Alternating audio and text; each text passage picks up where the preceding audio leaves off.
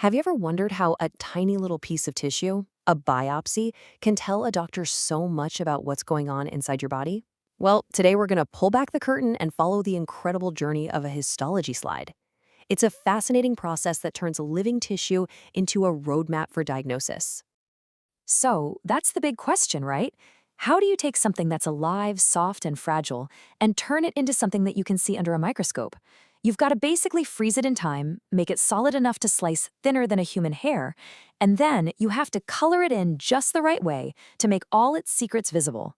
It's really part science, part art, and it is absolutely fundamental to pathology. All right, so here's our game plan for this journey. First, we're going to talk about why we even need to do all this. Then we'll see how the tissue is captured and preserved.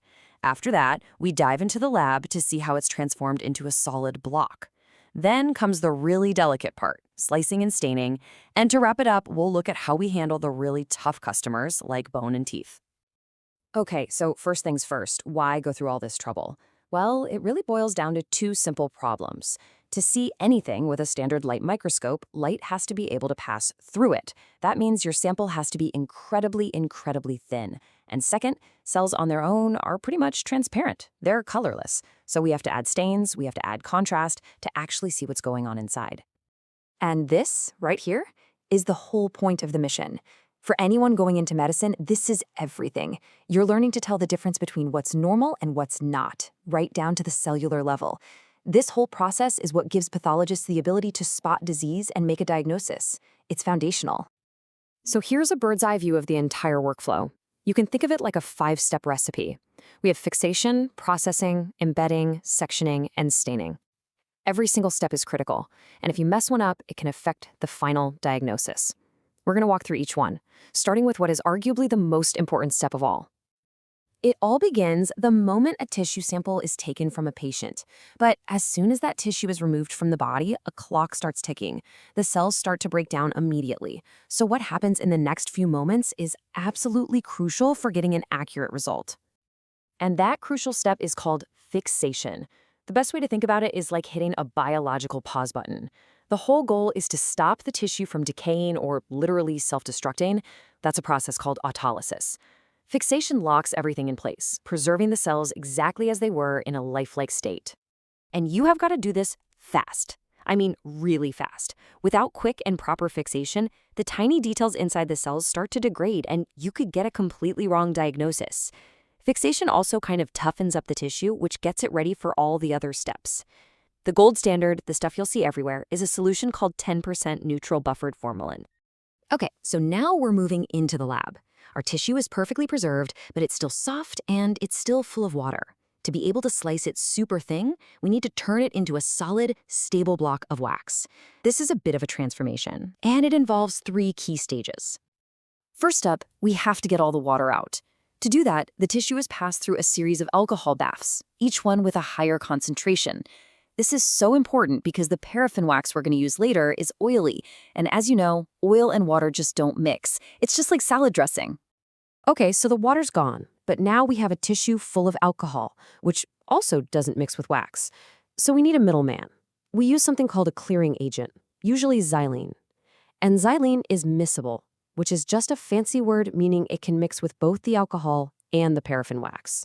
It's the perfect bridge. A pretty cool side effect here is that the tissue often becomes see-through during this step. And now for the final part of the transformation. The tissue gets a nice long bath in melted paraffin wax. The hot wax seeps into every little space, replacing all the xylene. This is called infiltration. Then the infiltrated tissue is put into a little mold, and we pour more melted wax all around it. When it cools down, we've got a solid block with our delicate tissue safely embedded right in the middle, ready for slicing. All right, we have our solid wax block. The tissue is perfectly preserved inside. Now comes the part that feels like real artistry. It requires some incredible precision and a little bit of chemistry to make those hidden cellular details pop. So that block is placed into a machine called a microtome. Honestly, the best way to picture it is like a super, super precise deli slicer.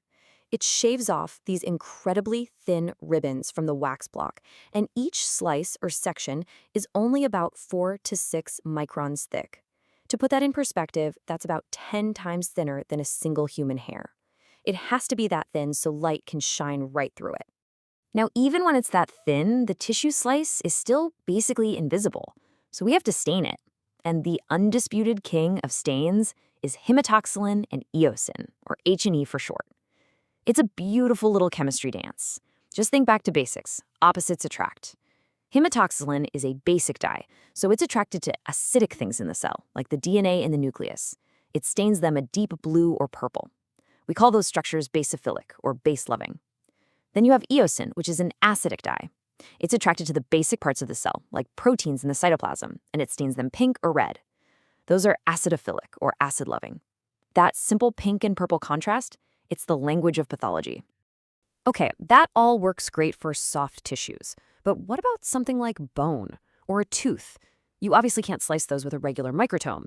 These hard calcified tissues need their own special preparation. So there are really two main ways to tackle this. It all depends on what you want to study. If you want to see the cells inside the hard tissue, like the bone marrow or the pulp of a tooth, you have to get rid of the hard minerals first. That's the decalcified method. You use a mild acid to dissolve all the calcium, and you're left with the soft organic part, which you can then process and stain just like normal tissue. But what if you want to study the hard mineral structure itself? Well, you can't use acid for that. Instead, you have to use the ground section method, where you literally take the hard tissue and grind it down into a very thin slice. And this chart really shows you why that choice is so important. Look at tooth enamel. It's 96% mineral. If you tried to use the decalcification method on enamel, the acid would dissolve almost everything. You'd be left with practically nothing. So to study the incredible structure of enamel, a ground section is your only option. So let's just quickly recap our whole journey. We learned that fixation is that critical first step to hit the pause button on decay. Then, processing, with its dehydration, clearing, and infiltration steps, turns that soft tissue into a sliceable wax block. The classic H&E stain gives us our beautiful pink and purple view, with the blue dye highlighting the nucleus and the pink dye lighting up the cytoplasm. And finally, for hard tissues, you have a choice: decalcify to see the cells, or grind it down to see the minerals. And I really want to leave you with this final thought. After all of that incredibly detailed work, the preserving, the embedding, the slicing, the staining, the beautiful slide you're left with, that's not the end of the story. It's really just the beginning. It's a window that allows a trained pathologist to see what's going on, to find the answers, and to begin the journey towards a diagnosis and ultimately patient care.